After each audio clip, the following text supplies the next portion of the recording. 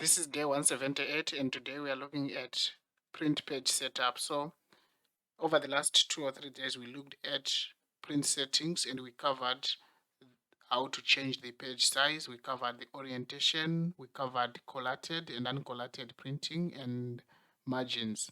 Today we are looking at this functionality of the page setup. So if you are printing something, for example, here I'm trying to print this inventory list, but for some reason it's overlapping to second page, and I just want to quickly print it on one page, I can make use of the page setup here and adjust. So I can adjust to, for example, 79% or reduce the percentage, or I can say auto fit to 1 by 1. So I want one page wide and one page tall so that doesn't overlap uh, horizontally or vertically.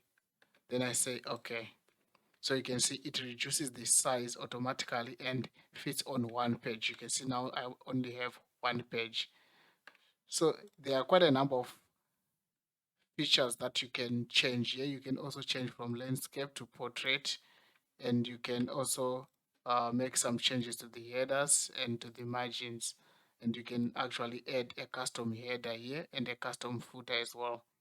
I hope you will benefit from this video. Thank you. Bye-bye.